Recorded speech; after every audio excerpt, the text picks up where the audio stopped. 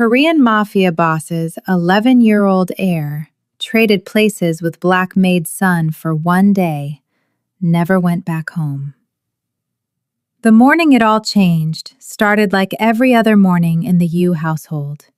Silent, cold, and suffocating. Park Jun-seo was 11 years old, the only child of Yu Dae-han, one of the most feared crime lords in all of Seoul. The mansion sat behind iron gates at the top of a hill in Hanamdong, the kind of neighborhood where the houses didn't face the street. They turned away from it, as if embarrassed by the rest of the city below. Jun-seo's bedroom was bigger than most apartments. He had a private tutor, a personal chef, 2 bodyguards who followed him everywhere, and absolutely nothing to do. No school, no friends, no outside. Every morning, he woke up at 6:45 a.m., dressed in pressed clothes laid out by the housekeeper, ate a breakfast prepared for his specific nutritional requirements, and then sat at a mahogany desk for 4 hours of lessons, while the city, noisy, alive, chaotic, real, buzzed somewhere beyond the walls he'd never been allowed to cross alone. The only color in his world was Amika. Adeze Alade had worked in the Yu household for 3 years. She was Nigerian, brought in through a domestic staffing agency, quiet and professional, and deeply devoted to her work. She cleaned the East Wing, managed the linens, polished the silverware that never got used, and every day she brought her son with her, because she had nowhere else for him to go. Amika Alade was also 11 years old. He was the opposite of Jun-seo in almost every way that mattered. Loud where Jun-seo was silent, expressive where Jun-seo was restrained, free where Jun-seo was caged. He had his mother's eyes and his late father's laugh, and absolutely no fear of anything, including the stone-faced billionaire crime lord who owned the house he played in every day. The 2 boys had been circling each other for months. Jun-seo watched Amika from windows. Ameka caught him watching and waved, wild, enthusiastic, like they were old friends, and Jun-seo had looked away, embarrassed. But one Tuesday afternoon, when the tutor called in sick and the bodyguards were distracted and Adeze was deep in the laundry room, the 2 boys found themselves alone on the back terrace, staring at each other with nothing between them. "You live here?" Ameka had said, looking at the fountain, the manicured hedges, the Olympic-length pool. "Yes," Jun-seo said. "And you never go anywhere?" "Occasionally, with my father's security detail."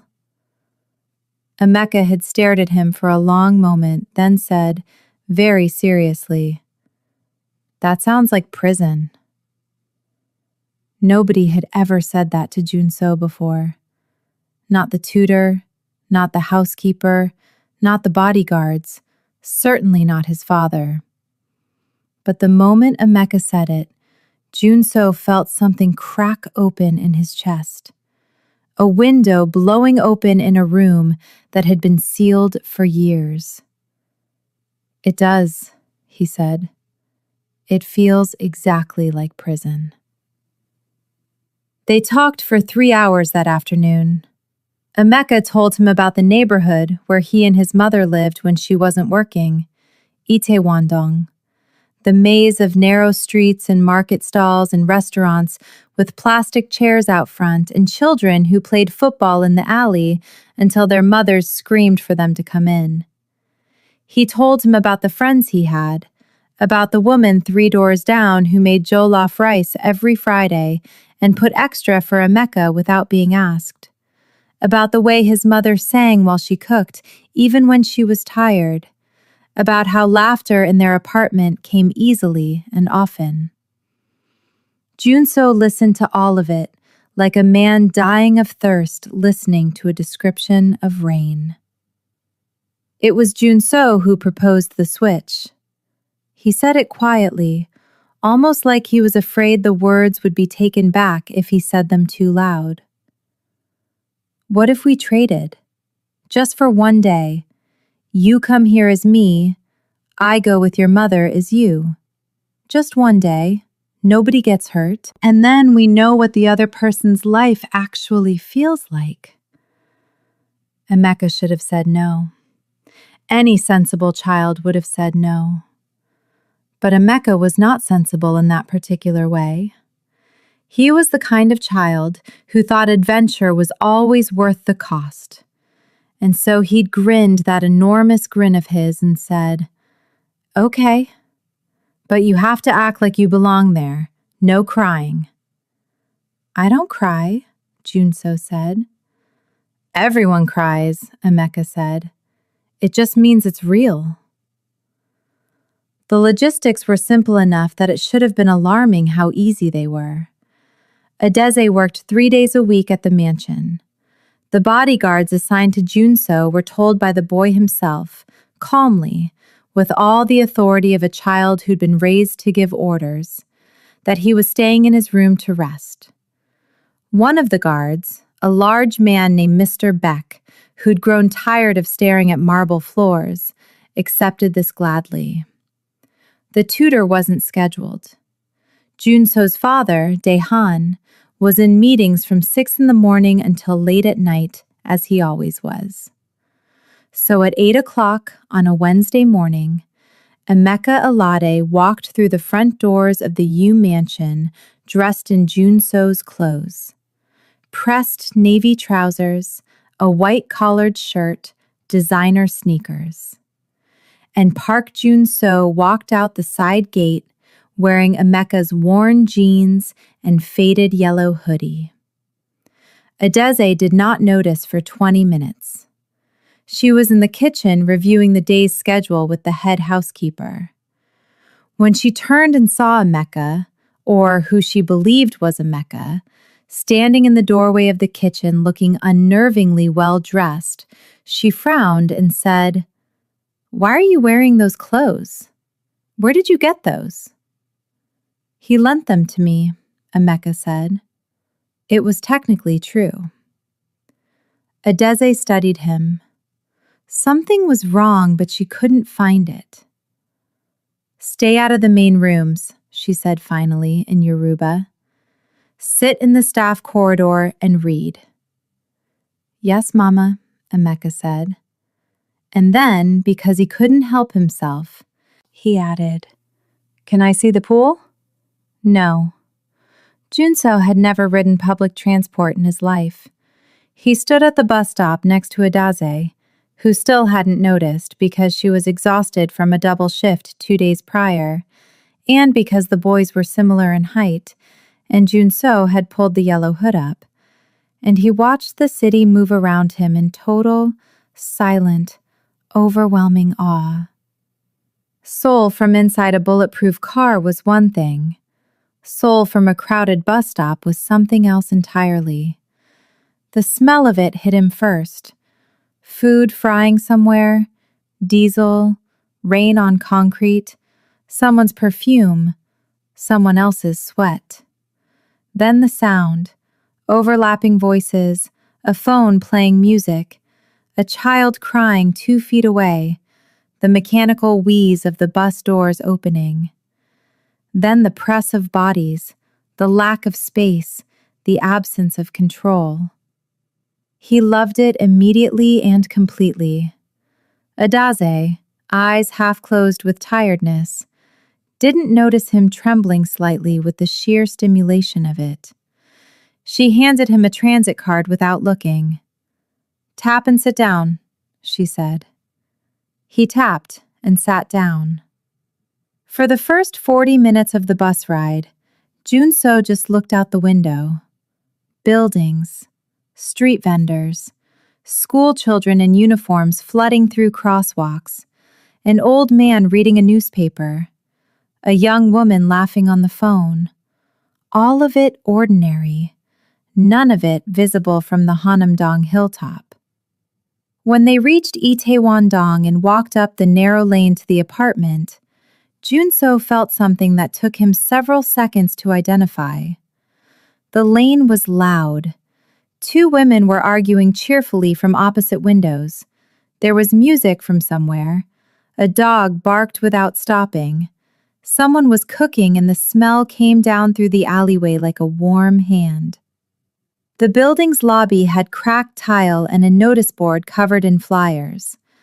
The elevator made a sound that seemed specifically designed to instill doubt. The apartment was small. That was the first thing. It was the size of his bedroom back at the mansion, and it held everything. A kitchen that opened into a living room, 2 small bedrooms, a bathroom with a curtain instead of a door. On the kitchen wall there were photographs stuck directly to the paint. A Mecca at various ages, a Daisy smiling wide, an older man who must have been a Mecca's father.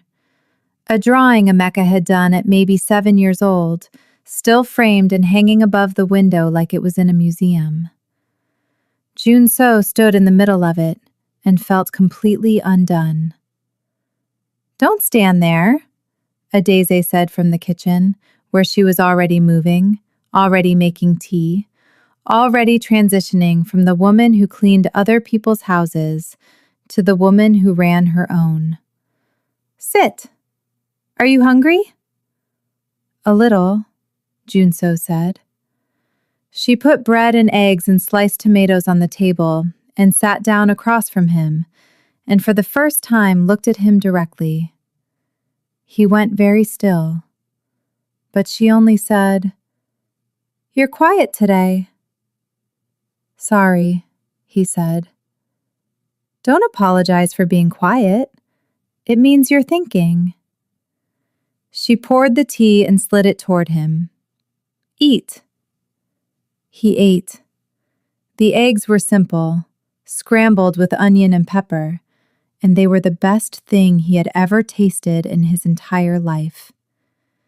He didn't know if it was the food itself or the fact that someone had made them for him and sat down across from him to share the table.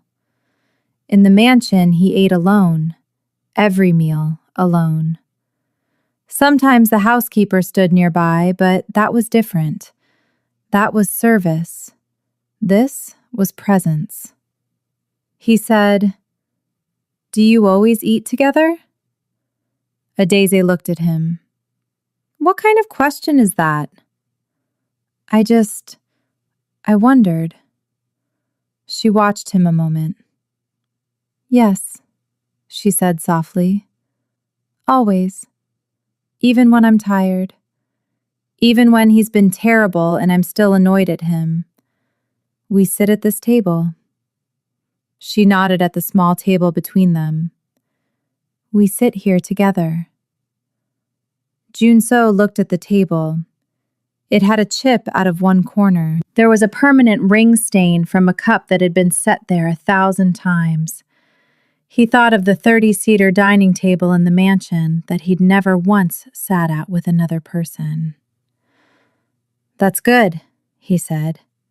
His voice came out smaller than he meant it to. "That's really good."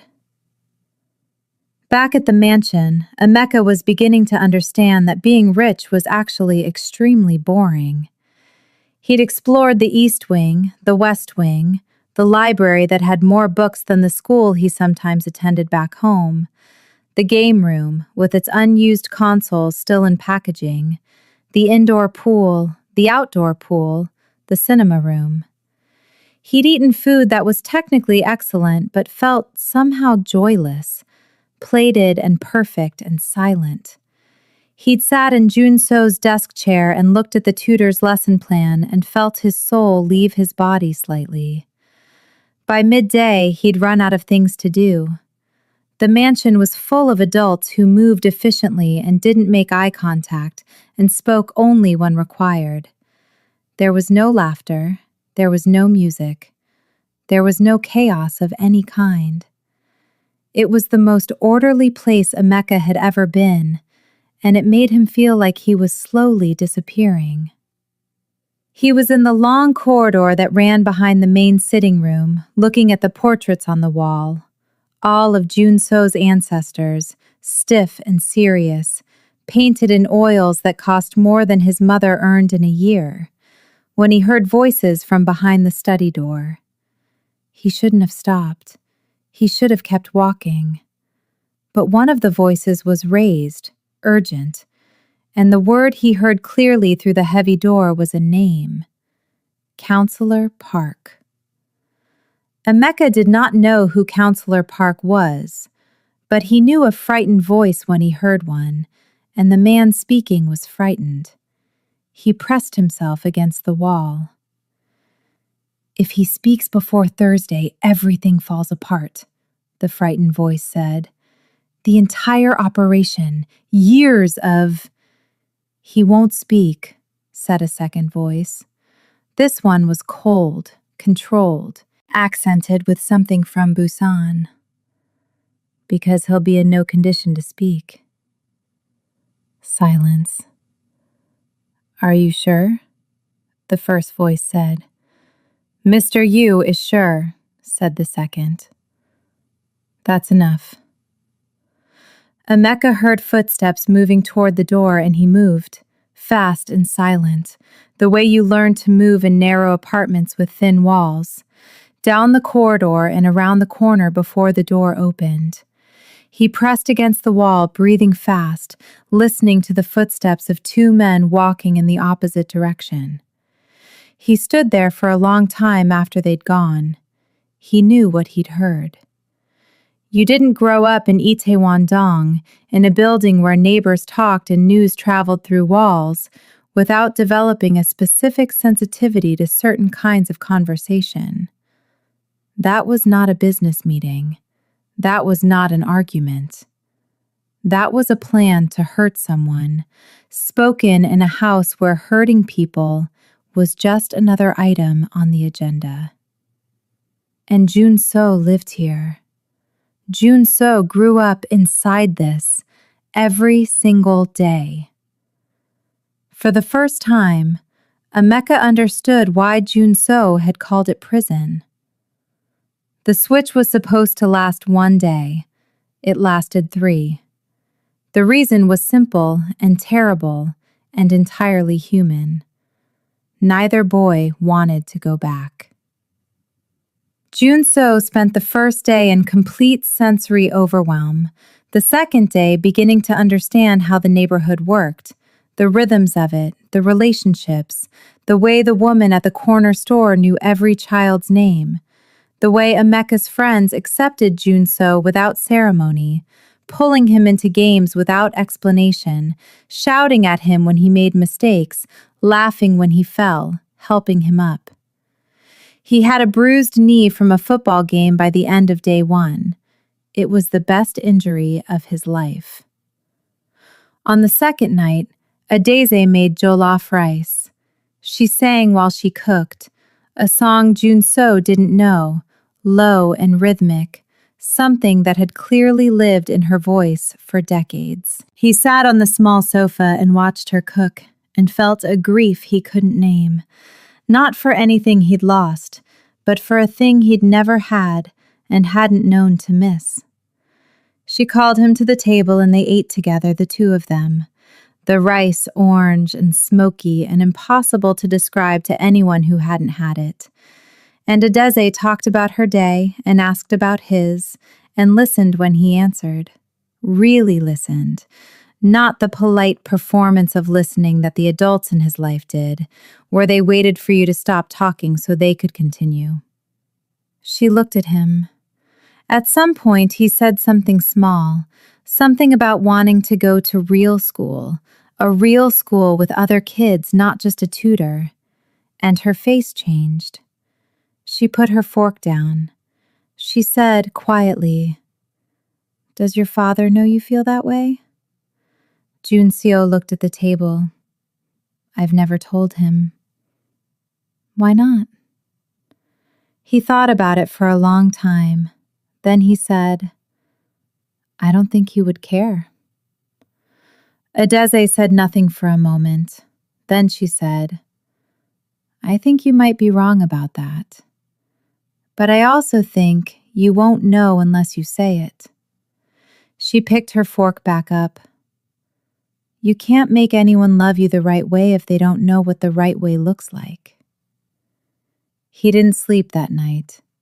He lay in Emeka's small bed, staring at the ceiling that was close enough to touch, listening to the buildings settle around him, the sounds of neighbors, of distant traffic, of the city breathing, and he felt, for the first time in his 11 years of life, like he was inside the world instead of looking at it through glass. Emeka, meanwhile, was unraveling.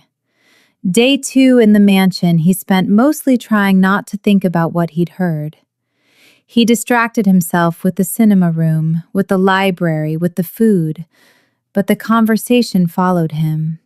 He heard it in his sleep, that cold voice, those careful words, the absolute certainty in them. Someone was going to be hurt. Someone named Counselor Park. On or before Thursday. On the third morning, he made a decision. He found the study empty and went inside. He'd never been in a room like it.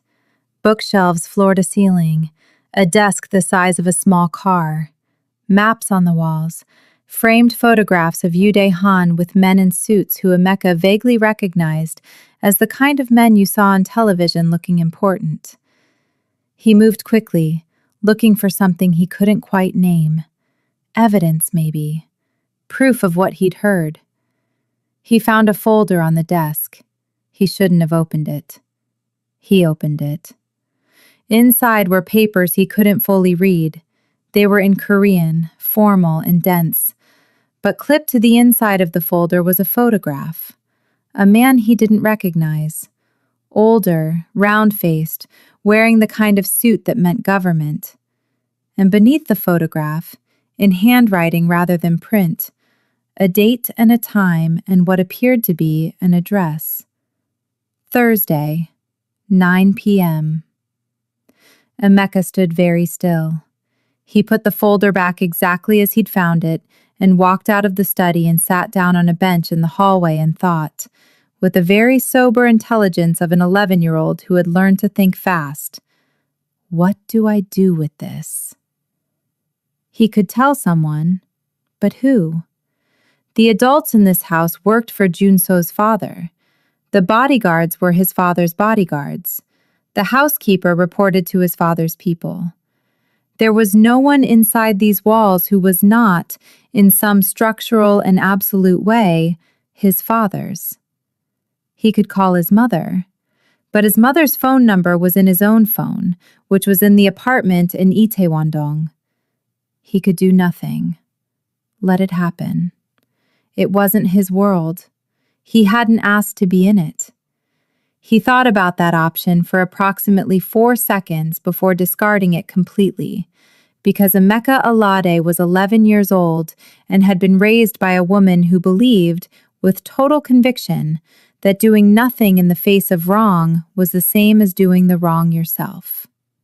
He needed to find Junso. It was the housekeeper who finally noticed on the morning of day 3. Her name was Mrs. Han, and she had worked in the Yu household for 19 years, and she knew Park Junso the way you know someone when you've watched them grow up inside a life that didn't fit them, carefully, with attention, with a particular sadness. She knew the way he held his shoulders. She knew the cadence of his footsteps. She knew which books he'd actually read versus which ones he left positioned for show. She walked into the library on the third morning to find Emeka sitting in the window seat reading, and she stopped in the doorway and looked at him for a long time. And then she walked to the window seat and crouched down in front of him and said, very quietly, "You are not him." Emeka looked up from the book. He'd known this was coming. He was not afraid of it. Not exactly. "No," he said, "I'm not." "Where is he?" "With my mother, in our apartment." Mrs. Han sat down on the window seat next to him. She was a small woman, efficient and precise, and she looked at this child who had been living in her charge for 3 days and was not who she thought he was. And she made a decision in the silence that Emeka would only understand much later. "Does your mother know?"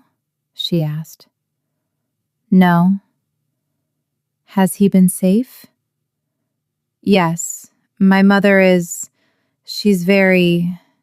yes, he's safe." She nodded slowly. "And you? Have you been safe here?" Something moved through Emeka's face. He turned to look out the window. "I heard something," he said. "In the study, on the first day." Mrs. Hahn went very still. "A conversation," Emeka said. "About someone named Counselor Park. About Thursday night." He turned back to look at her. "And I found a folder on the desk."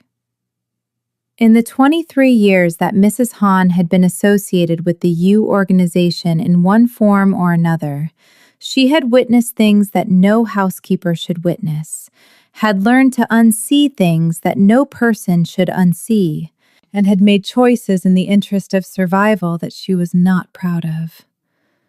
She had told herself, for a long time, that it was not her world, that she was just the woman who managed the linens and reviewed the schedules and kept the house running.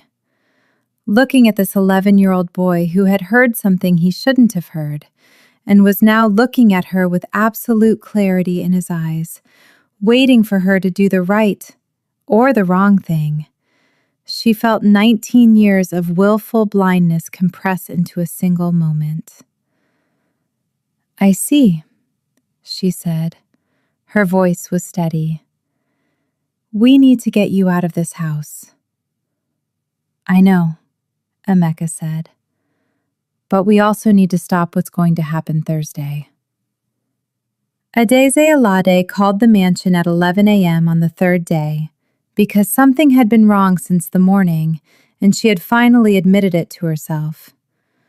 She'd woken up at 6, as she always did, made tea, called Emeka to wake up, and Junso had appeared in the doorway looking rumpled and sleep-soft, and had said good morning in that careful, precise way that was nothing like her son's way. And she had looked at him for a long time, and the thought she'd been pushing down for 3 days surfaced completely, and she finally let it. She sat down on the kitchen chair. Junso stood in the doorway. Neither of them said anything for a long moment. "How long?" she said finally. He looked at the floor. 3 days. 3. She stopped, took a breath. "Where is my son?" "In your house. He's safe. He wanted to... we both wanted to see... It was my idea. I asked him. He didn't... Stop," she said. She pressed her fingers to the bridge of her nose. "Stop talking." Silence. She looked at this boy, this child who was not her child, who was the son of the most dangerous man in Seoul, who had been sleeping in her son's bed and eating at her table, and watching her sing and listening to her talk, and receiving, without her knowledge, the particular warmth she gave only to her son. And she felt several things at once: rage and fear, and something else that she didn't want to examine yet because it was inconvenient and complicated. "Does anyone at the house know?" she said. "No. I told the bodyguard I was resting in my room. The tutor isn't scheduled. My father..." He hesitated. "My father doesn't... he doesn't usually check." The way he said that last part, the flatness of it, the complete absence of self-pity which somehow made it worse. "Go get dressed," she said. "We're going to the mansion." They arrived at the U mansion at noon. Mrs. Han met them at the side gate. She had Emeka with her. The two boys saw each other from across the courtyard and stopped walking at the same moment. Mirror images who were nothing alike, wearing each other's lives for 3 days, standing in the space between who they were and what they'd found. Emeka crossed the courtyard first. He reached his mother and she held him and said nothing for a long time, which was worse than if she'd said everything at once. When she pulled back, she held his face in her hands and looked at him, and then she said, in Yoruba, low and serious, "You heard something." "Yes," he said. "Tell me." He told her. All of it. The voices behind the study door, the cold certainty of the second man's voice, the folder, the photograph, the date, the time. Adeze's face changed as he spoke, moving through several expressions too quickly to name. When he finished, she looked at Mrs. Han. "Is it true?" she said. Mrs. Han said, "I don't know the specifics, but I know this household, and I know what I've chosen not to know for a long time." She paused. "There is a man who could be in danger Thursday night. That is enough to know." Adeze looked at her son. Then she looked at Junso, who had crossed the courtyard quietly and was standing a few feet away watching all of this, with the expression of a person who has been given, finally, a clear view of something they've been looking at from the wrong angle for years. "And you," she said to him, not unkindly. "You've been in my home for 3 days." "Yes," he said. "What did you think of it?" He was quiet for a moment. Then he said, "It felt like a home." Adeze looked at him for a long time. Something moved through her face. Recognition, maybe, or something adjacent to grief. She said, very softly, "Your home should feel like a home, too." "I know," he said. "I just didn't know that before." Yu Han returned to the mansion at 6 in the evening. He was 52 years old, broad-shouldered, dressed with the quiet severity of a man who had never needed to perform power because he simply had it.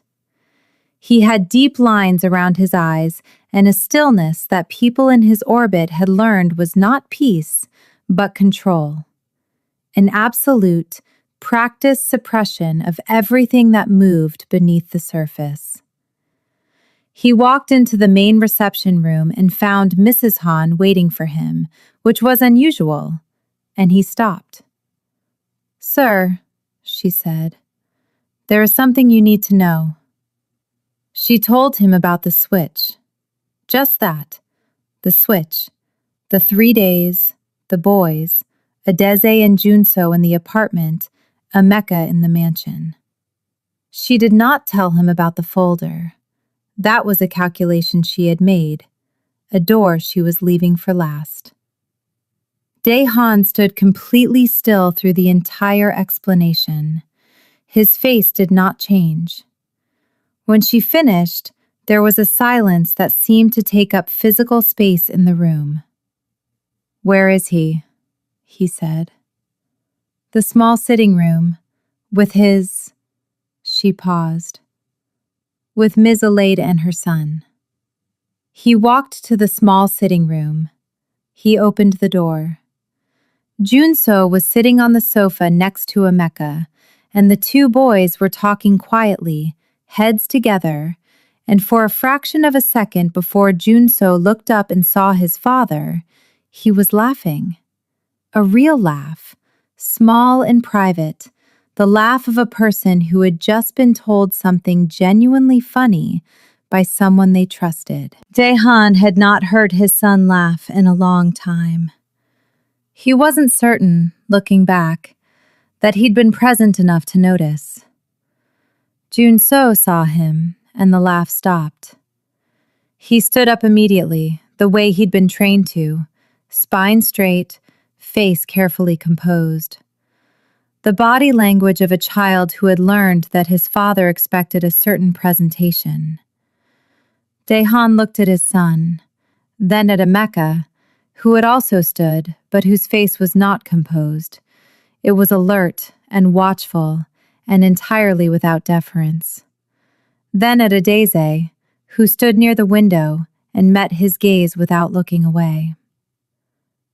"Mr. Yu," she said. Her voice was level. He looked at her for a moment. "Ms. Alade?" Then, to Junso, "You left the house without permission." "Yes," Junso said. "You switched places with another child without telling anyone." "Yes." "You stayed away for 3 days." "Yes." Dehan was quiet. Then, "Explain it to me." Junso was expecting anger.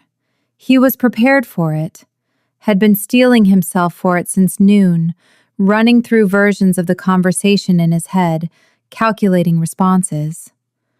What he was not prepared for was the question. His father asked him to explain, and he couldn't find the anger he'd expected to armor himself against, and so he was left with only the truth. He said, "I wanted to know what it felt like to live like a normal person." Silence. "I wanted to eat breakfast with someone. I wanted to ride the bus. I wanted friends who didn't have to be vetted by security. I wanted..." His voice broke slightly. He stabilized it. "I wanted someone to sit at a table with me. Just at a table. Without it being a meeting or a lesson or a review of my progress. Just sitting." In 30 years of crime, Dehan had negotiated with prosecutors, police commissioners, rival organizations, and foreign cartels. He had sat in rooms where the outcome of the conversation could mean his death. He had never once, in any of those rooms, felt as completely disarmed as he felt right now by his 11-year-old son's flat, careful recitation of the simplest human needs. He said nothing for a moment. Then, "And you," to Emeka, "what did you find here?" Emeka looked at him steadily. He was 11 years old, and he was afraid. He would admit that later to Junso. He said his heart was going very fast, but he did not look afraid. He said, "A lot of empty rooms, good food that didn't taste like anything, and something I wasn't supposed to hear." The room shifted. Dehan's stillness changed quality. It became harder, more deliberate. "Go on," he said. Emeka told him about the study door. He told him clearly and without embellishment, the voices, the words, the name, the date. He told him about the folder and the photograph. He watched Dehan's face throughout and saw nothing move on it, but he saw something move behind it, something that looked, distantly, like a man realizing the floor is not where he thought it was. When Emeka finished, Dehan looked at Mrs. Han. "Who was in the study?" he said. "Director Shin and Mr. Kwan," she said. "Wednesday morning." Dehan was quiet for a very long time. Then he said, to no one in particular, "Leave me." Mrs. Han moved toward the door. Adeze took Emeka's shoulder. Junso didn't move. Dehan looked at him. "I said, I know," Junso said. He was trembling slightly, but he kept his feet. "I know you said leave, but I want to stay. I have more to say." He looked at his father, really looked, the way children stop looking at their parents somewhere around age 8, when the parent has made themselves unknowable. I want to say it to you. Adeze paused in the doorway. She looked at Junso. Then she looked at Daehan. Then she took Emeka by the shoulder and went into the corridor and pulled the door half closed behind her. No one in that corridor would ever know exactly what was said in the small sitting room in the next 40 minutes. Emeka pressed his ear to the crack in the door, and Adeze didn't stop him. And later, he would report that there was crying. Not screaming, not shouting, not the sounds of power being exercised, but the much smaller, more devastating sound of a man who had built a kingdom and somewhere inside the building of it had lost his son. What is known is that at 7:45 in the evening, Daehan made 2 phone calls. The first was to his head of security. The second was to a number that, Mrs. Han would later confirm, belonged to the office of the Anti-Corruption Bureau. A conversation that lasted 11 minutes and, according to subsequent public records, initiated an investigation that would eventually dismantle an operation involving 3 city council members, 2 prosecutors, and a contract that should never have been written. Councillor Park survived Thursday. The crisis that followed was not the explosive detonation everyone expected. It was slower than that, more like a long burn, a restructuring, a reckoning. The kind of change that only happens when a person has been confronted, at close range, with the reality of what they've built and what they've sacrificed to build it. Daehan was not, by any measure, a good man. But he was a man who had once known what it was to love something fragile and human, and who had, somewhere in the years of building walls and making moves and protecting what was his, forgotten how to let that love have any form that his son could actually receive. He looked at Junso in that room for 40 minutes. He looked at him as he hadn't looked at anything in years, without strategy, without calculation, without thinking 3 moves ahead. He looked at him and saw a child who wanted breakfast company and a bus ride and a table to eat at. He saw a child who had been given everything that could be purchased and none of the things that could not. He did not fix it that night. These things don't fix in a night. But he started. What neither boy expected was that refusing to return would create a standoff that lasted a week. On day 4, both boys, flatly, independently, and with remarkable coordination, refused to go back to their original lives. Junso told his father, with the composure of someone who has spent 11 years learning to suppress need, and 1 week learning that suppression has a cost.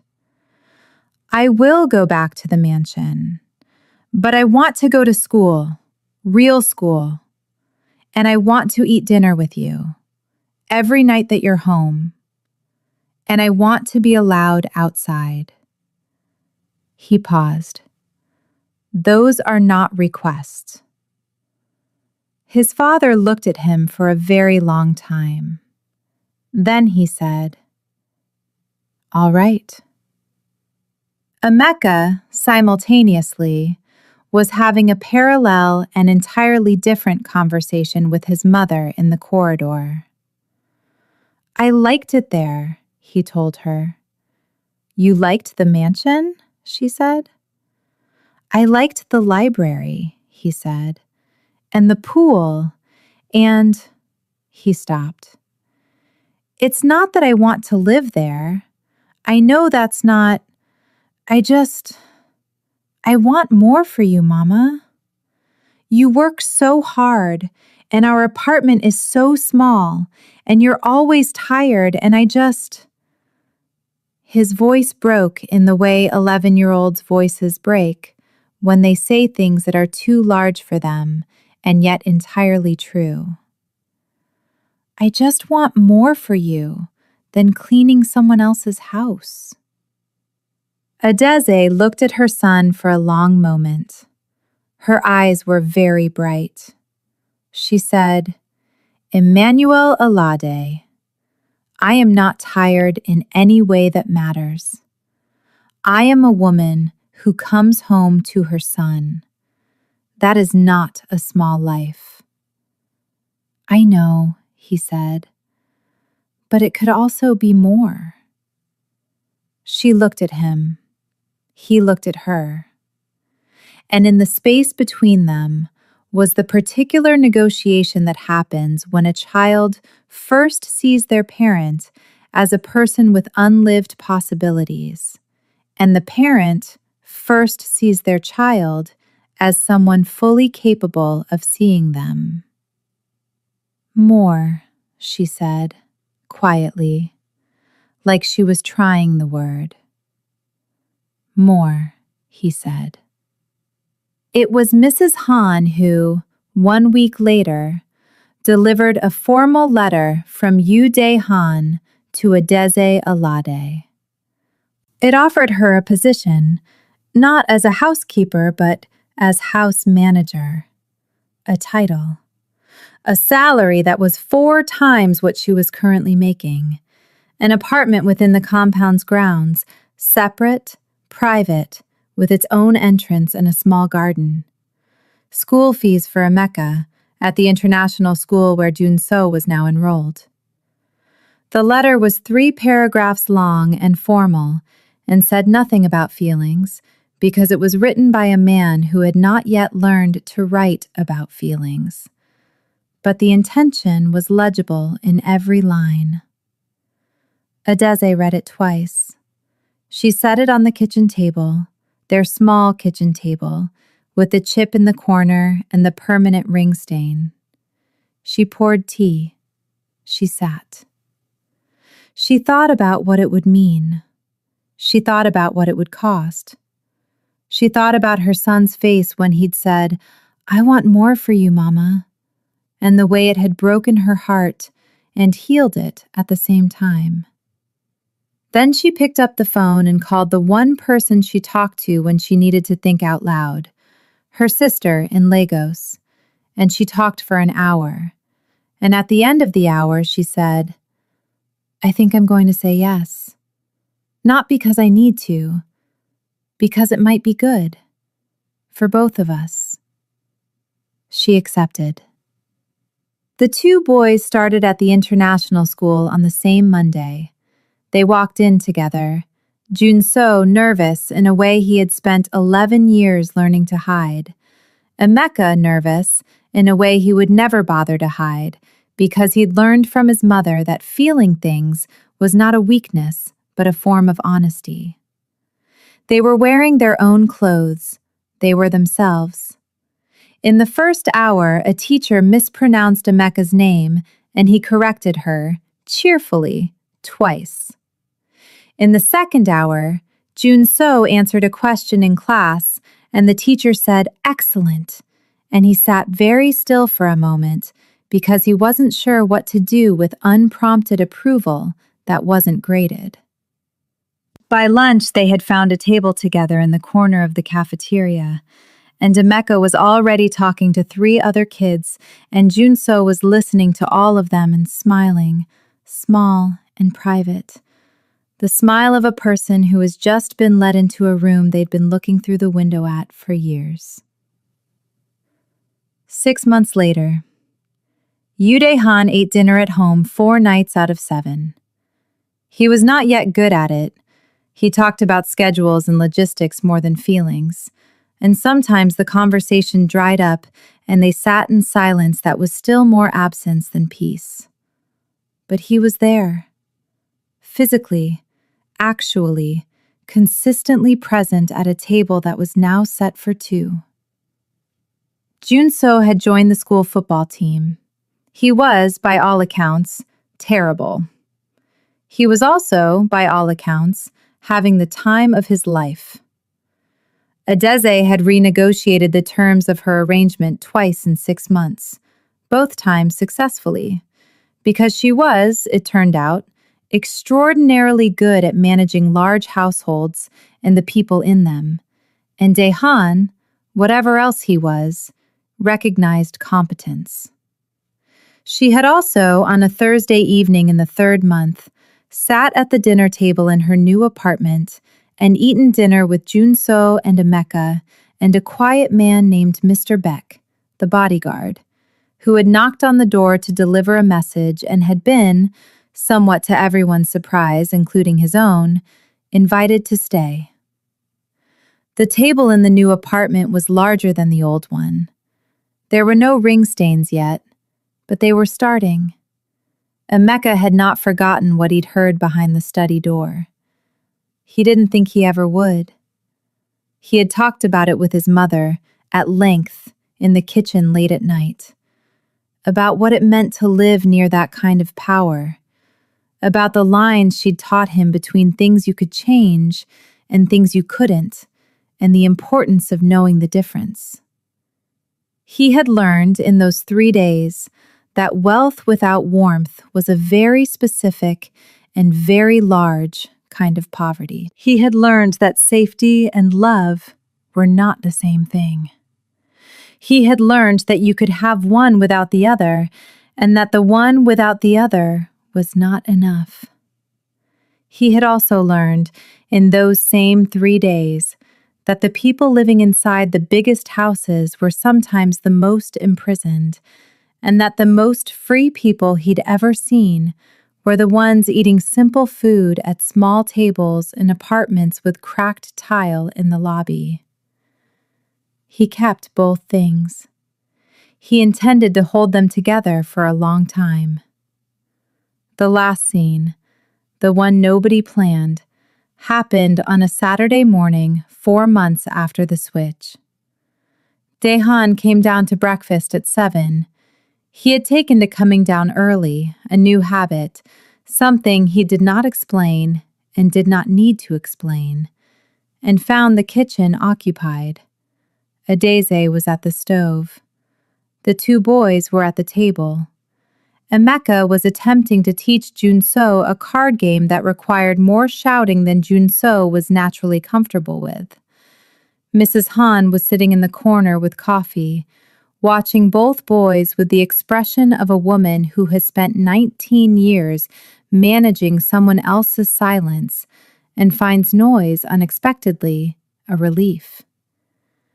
Dehan stood in the doorway. Nobody stopped what they were doing. Adeze said, without turning from the stove, "Sit down. Eggs will be ready in 5 minutes." He sat down. Emeka dealt him into the card game without ceremony. "You have to shout when you play this card," he said, pointing. "It's a rule." "I don't shout," Dehan said. "Then you'll lose," Emeka said pleasantly. Junso, across the table, was watching his father with the particular attention of a child who has learned to look carefully. He watched Dehan look at the card in his hand. He watched him look at Emeka. He watched the long, careful deliberation of a man who had spent 30 years controlling every room he walked into and was now sitting at a kitchen table being told the rules by an 11-year-old. Dehan played the card. "Hook!" Amika shouted, which was apparently what you were supposed to shout. Dehan said it back, quiet, unpracticed, slightly wrong in intonation, but he said it. Junso laughed, the real laugh, the one Dehan had heard for the first time 3 months ago through the door of the small sitting room. It was fuller now, easier, less surprised by itself. Adeze put the eggs on the table. She poured the tea. She sat down. 5 people at a table in a morning kitchen, and the noise of it was warm and ordinary and real and alive.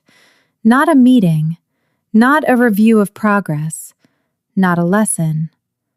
Just a table, just sitting. It was, Junso thought, And he would think this often in the years that followed, on mornings that came to feel routine and precious at the same time. Exactly enough. More than he had known to want. More than he had thought was possible inside the life he'd been born into. Hello, welcome to the Quiet Blue Stories. I believe that you enjoy the story that you just finished watching now. If you enjoy it, I want you to like and subscribe and share this video so that you can always be updated once we upload our next video. Thank you very much. Bye bye.